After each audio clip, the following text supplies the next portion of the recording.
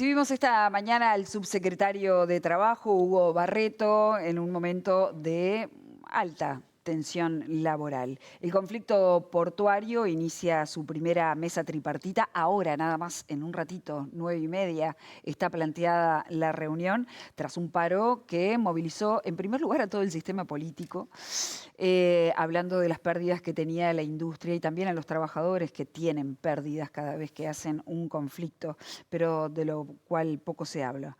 Este operativo, es decir, el paro, trancó de alguna manera operativos clave en lo que es la exportación. Entonces también hubo pérdidas económicas para el país, no solo para las empresas y los trabajadores. Por otro lado, en Salto hay 291 trabajadores que estarían siendo cesados por la administración de Albizu y hay otros conflictos como el cárnico, la sal, la leche, que están en puerta. Además de todo esto, negociación salarial. ¿No te cansa ya, Hugo? A mí nombrarlo y me quedé corta. Ya me agotó. ¿Cómo viene? Bueno, buenos días. Gracias por la invitación. Hay que tomar las cosas con naturalidad, ¿no? Porque siempre que hay una ronda de consejo de salarios y si a ello se suma una negociación de los aspectos salariales del presupuesto previo al envío del proyecto de ley al Parlamento, es previsible que, diríamos, suba un poco la tensión en materia de conflictividad, si bien no tengo claro desde el punto de vista empírico si efectivamente estamos por encima de algún marco tradicional que ocurra en estos periodos, pero lo cierto es que hay una complejidad, diríamos, mayor. La ronda de consejos salarios está un poco enlentecida, si bien hay seguramente en esta semana la oportunidad de progresos significativos, pero hay algunos conflictos, como usted señala, que ciertamente llaman la atención, como el portuario. Exacto, vayamos a ese. Sí. Y después empezamos a disgregar todo lo que acabas de plantear. Sí. 9:30 se reúnen. ¿Cuál va a ser el marco de funcionamiento y qué se pretende lograr en esta primera instancia? En esta primera instancia lo urgente, diríamos, es recomponer el espacio de negociación y búsqueda de consensos a partir de un conflicto que fue corto desde el punto de vista del lapso, pero intenso. Sí, claro. Intenso y con una fuerte repercusión desde el punto de vista público y político. Allí lo que aparece en primera instancia y que me gustaría resaltar es la pretensión de algunos operadores o de algunos operadores políticos, sí digo bien, de exigir que el Ministerio de Trabajo, diríamos, imponga una solución o des un punto de vista firme en torno al debate o a la controversia planteada. El Ministerio de Trabajo lo que hace, por competencias naturales, es tratar de mediar y de conciliar entre los opuestos cuando hay un conflicto, ¿verdad? Lo que no puede hacer el Ministerio de Trabajo es imponer una solución y decir tiene razón A o tiene razón B, que es lo que a veces se nos demanda.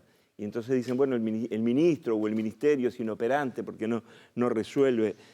Yo diría que el Ministerio de Trabajo es extraordinariamente efectivo desde el punto de vista de cuáles son las competencias que le tiene asignadas. El Ministerio de Trabajo no es árbitro, ¿verdad? El Ministerio de Trabajo no impone, no es impositivo, sino que es más bien imaginativo desde el punto de vista de tentar una y otra vez los acuerdos y tejer, ¿verdad? Naturalmente. Ahora, también hay un momento en el que el ministerio tiene que saldar porque las cosas no pueden mantenerse eternamente, ¿no? No, es que no se mantienen, ¿no? Es que no se mantienen. Lo que pasa es que, reitero, el debate que se genera en torno al hecho del conflicto hace que parezca como más urgente. Como les decía, el conflicto en sí fue breve, tuvo un impacto económico. No 8 días de paro, ¿no? Claro. Claro, abrís igual un frente interesante, Hugo, porque el ministerio media, o sea, no tiene por qué arbitrar.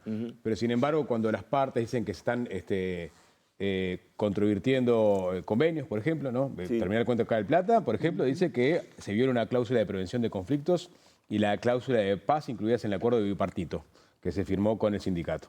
Ahí el Ministerio de Trabajo tiene que tomar postura, ¿o no?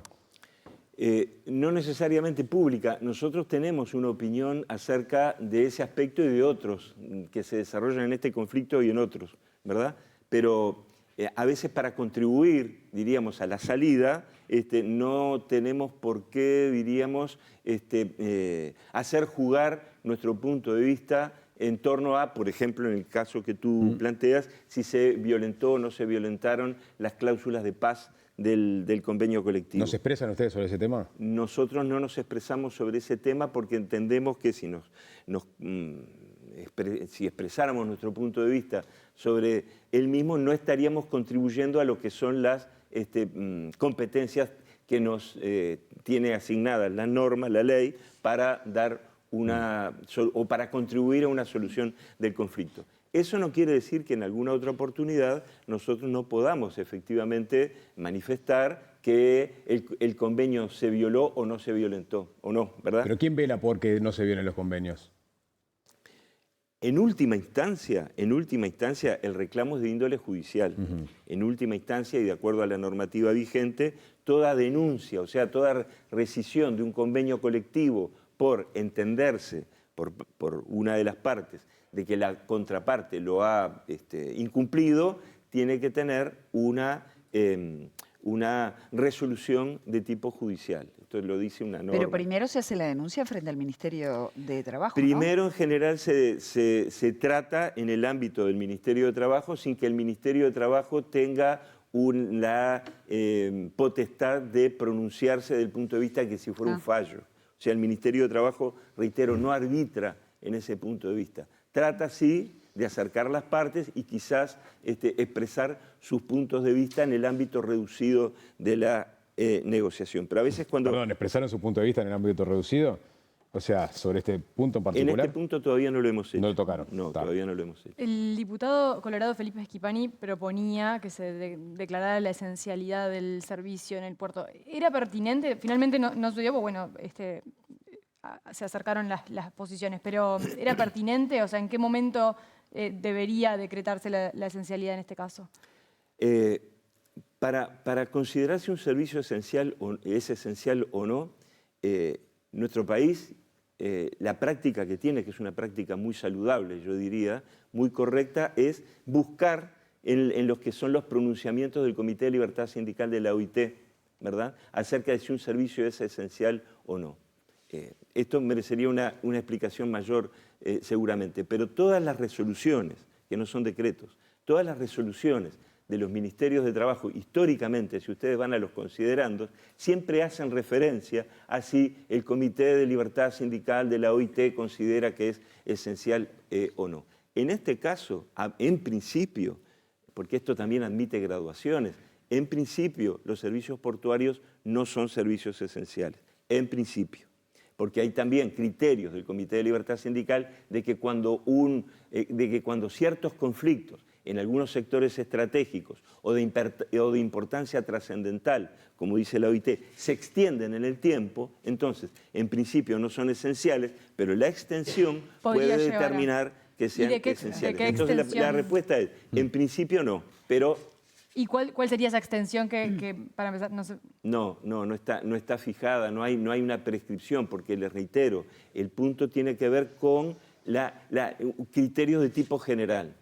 ¿Cuánto en principio los servicios portuarios no son esenciales? Bueno, la pregunta es, ¿podrían llegar a ser esenciales? Bueno, quizás podrían llegar a serlo si el conflicto se extendiera y se tratara, diríamos, de un servicio que en definitiva terminará siendo, y vuelvo a repetir la palabra porque es la que emplea el Comité de Libertad Sindical, de importancia trascendental. Ahora, eso no tiene, diríamos, una mensura clara. ¿Cuándo un servicio es de importancia trascendental o cuándo se convierte? El ejemplo claro que se coloca es el de la recolección de residuos.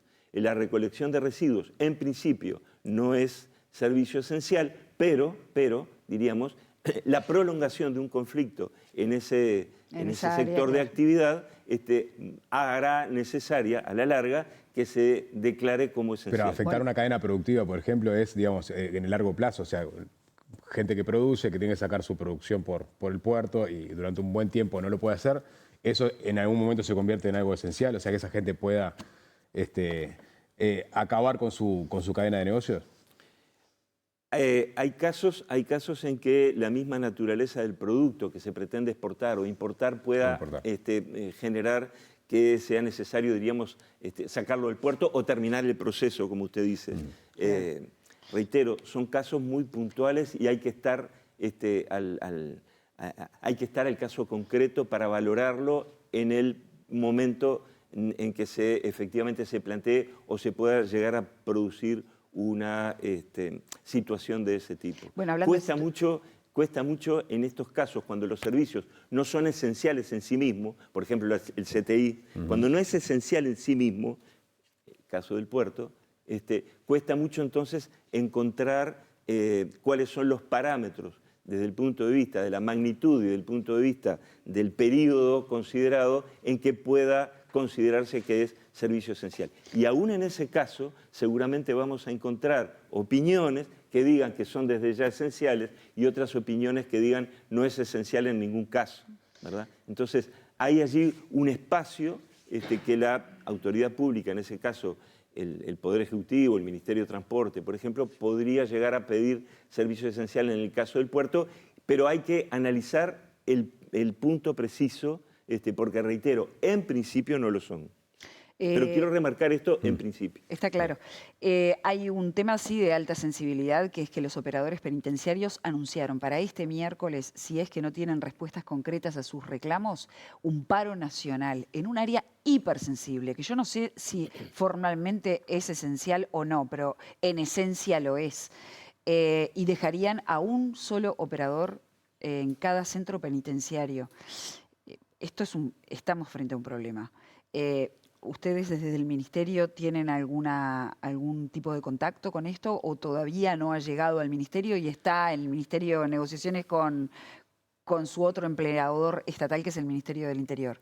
Sí, está efectivamente, como usted dice, y hasta donde puedo decirles ahora, en esa situación de tratamiento a nivel del Ministerio del Interior. Lo que sí les puedo decir es que en el plano internacional hay una reclamación, se llama así técnicamente, una reclamación de los trabajadores penitenciarios contra nuestro país. Esto viene de manera en la administración anterior, pero lo cierto es que hay una reclamación contra nuestro país en razón del presunto incumplimiento, así lo sostiene el sindicato que presenta esta reclamación, de aspectos que tienen que ver con la salud y seguridad de los trabajadores.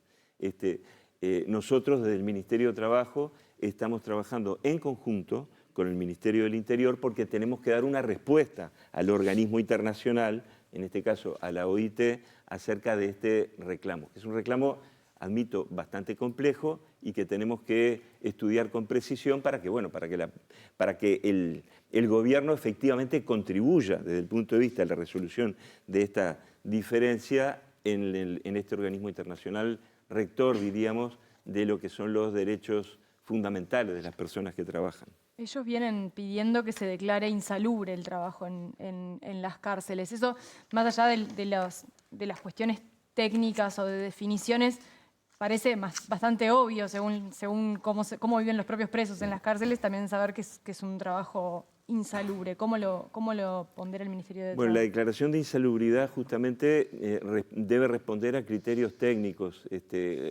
Creo que es parte del problema que deberá tratarse. Yo puse foco en lo que es la reclamación frente a la OIT, pero luego hay todo un aspecto a nivel nacional que debemos, diríamos, resolver y encarar. Pero eso lo resuelve el Ministerio, es decir, la declaratoria eventualmente de insalubridad es ese ámbito del Ministerio de Trabajo. Es ámbito del Poder Ejecutivo. Del Poder Ejecutivo.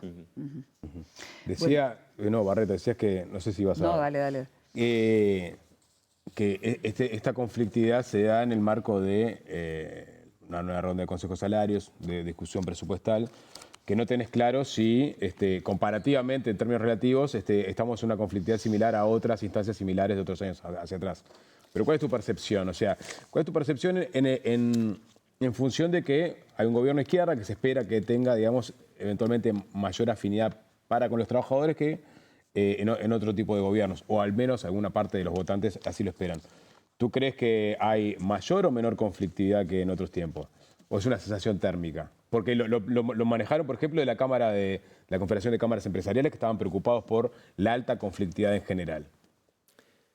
Yo no desconozco la situación de conflictividad emergente, como les decía hoy más temprano, fundamentalmente de la coyuntura especial del primer año de gobierno, cuando se suma la discusión presupuestal en materia salarial y estatutaria para los funcionarios, sumado a temas que vienen de la administración anterior y que tienen que ver con los funcionarios públicos y que desató también procesos de negociación, como la modificación, la pretensión de modificación de parte de los sindicatos del sistema de licencias y certificaciones médicas de los funcionarios, fundamentalmente de administración central, las sanciones a los profesores de la enseñanza secundaria, o sea, desandar, diríamos, esos aspectos que significaban reivindicaciones de parte de los trabajadores, demandó instancias importantes de negociación, más el presupuesto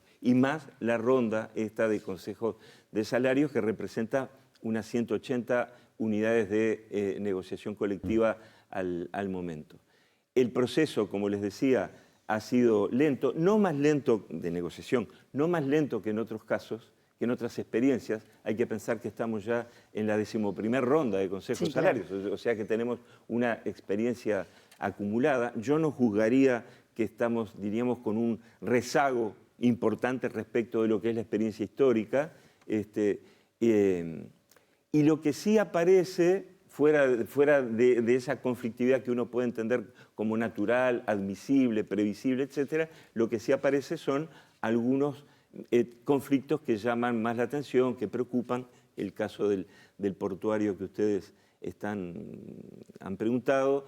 Hay que recordar también que el conflicto en la industria de la pesca fue un conflicto que llevó buena parte de las portadas de los medios y de la preocupación también. Y si me permitís interrumpirte, claro. que agregó un elemento nuevo que fue la contratación por fuera de los sindicatos. Entonces mi pregunta es, y en el marco de esta discusión de consejos de salarios, ¿medidas como la que acontecieron en ese sector debilitan la negociación colectiva? Por otro lado, y te agrego a la misma pregunta, hay sectores que dicen que las empresas se están limitando a dar lo que el gobierno estableció en la pauta salarial y que no tienen verdadera voluntad negociadora. Sobre estos dos aspectos, ¿cuál es la posición del Ministerio? Suele ocurrir que en medio de un conflicto, cuando el conflicto, diríamos, se extiende en el tiempo y no hay una solución, o se van debilitando los mecanismos de negociación, que las partes asuman posiciones más, yo diría, más definidas o más complejas. El caso que usted refiere significó, diríamos, toda una novedad en la medida que en medio de un conflicto desatado por un sindicato que es representativo claramente del sector, apareció una convocatoria a trabajar por parte de las cámaras empresariales difundida a través de las redes. Eso no es lo corriente. ¿Pero debilita un poco la negociación colectiva? Bueno, señala al menos un apartamiento muy importante de lo que son los espacios de negociación, porque mientras que algunos están implementando medidas gremiales, otros están convocando a trabajar a personas ajenas al sector. O sea que así nos situamos en una polarización absolutamente inconveniente desde el punto de vista de la recomposición de los espacios proclives al diálogo y a la búsqueda de consensos. Por eso es que ocurre, a veces, permítame que les diga, sí, que en el medio de un conflicto en que se enfrentan distintos puntos de vista acerca del resultado de lo producido, del reparto, de la distribución, etcétera, se suman nuevos ingredientes que en lugar de coadyuvar a la solución, diríamos... la complican. La complican. Hablando de soluciones, un caso que llegó a cierta solución es el de la planta de Conaprol en Rivera, ¿no? Que se cerró, finalmente se reabre con 9 trabajadores. Había 20 en esa planta. ¿Qué pasa? Primero, ¿cómo se dio el proceso para llegar a buen puerto, de alguna manera? ¿Y qué pasa con los otros 11 trabajadores que estaban en la planta previa? Desde el inicio de la diferencia, diríamos, entre el sindicato y la cooperativa había expresado con total claridad de que, diríamos, aseguraba la estabilidad de todos los trabajadores de la planta de Rivera. Quiere decir que, desde mi punto de vista, nunca estuvo en juego la pérdida de puestos de trabajo. Simplemente de lo que se trataba era de buscar alternativas, para lo cual la cooperativa también daba, diríamos, algunas seguridades. Ahora lo que se ha abierto, como bien dicen ustedes, es un nuevo espacio de negociación hasta el 31 de diciembre, con compromisos de las partes, fundamentalmente del lado del sindicato de no desatar medidas. También uno puede pensar compromisos de la empresa de no innovar en esta materia, y por lo tanto es justamente una gran oportunidad, diríamos, para salir de este desacuerdo en torno al cierre de la planta de Rivera, que me parece que ya se van avisorando algunas salidas, yo diría, promisorias a ese conflicto. Hay que pensar también que, así como hay una trayectoria, diríamos, a veces de conflictividad entre el sindicato y la empresa, también hay una gran cultura de negociación en ese mismo sector, entre ese sindicato y la empresa.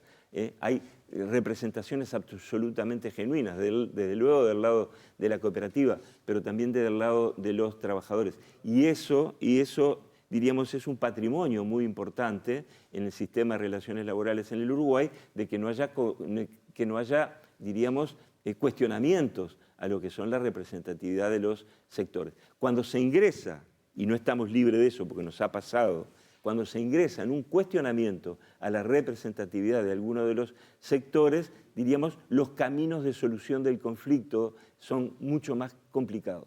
Hablando de caminos de resolución, y con esto nos vamos. El presidente de la República ha intervenido y en algunos casos se ha destrabado incluso algún conflicto. De hecho, el viernes o el jueves recibió a varios sindicatos que vinieron a hacer sus planteos. Desde la oposición se ve como que, bueno, si el presidente no hubiese interactuado allí o no hubiese intervenido en esos conflictos, el ministro estaba como más débil. ¿Qué lectura se hace desde el ministerio?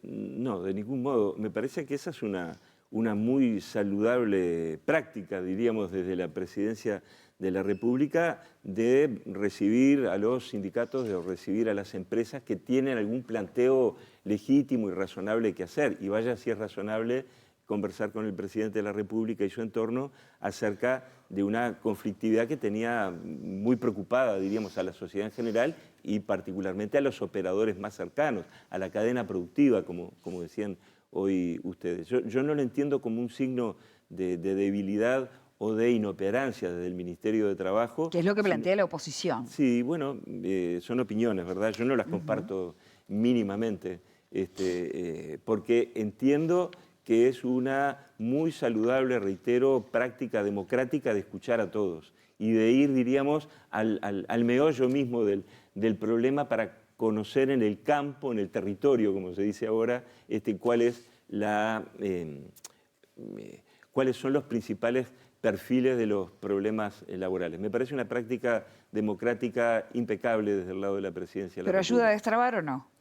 Ayuda, todo ayuda, siempre los marcos Claro. de diálogo social, provengan de donde provengan, ayudan. También ayudan los que provienen del lado del Parlamento, porque como ustedes saben, tanto la Comisión de Asuntos Laborales del Senado como la Comisión de Legislación del Trabajo de Diputados también recibe a las representaciones de trabajadores y de empleadores. Y no por eso nosotros vamos a decir que se nos está, entre comillas, robando, diríamos, competencias. Todo coadyuva en favor del diálogo. Gracias por haber venido esta mañana, Hugo. Gracias a ustedes. Nos vamos a una breve pausa.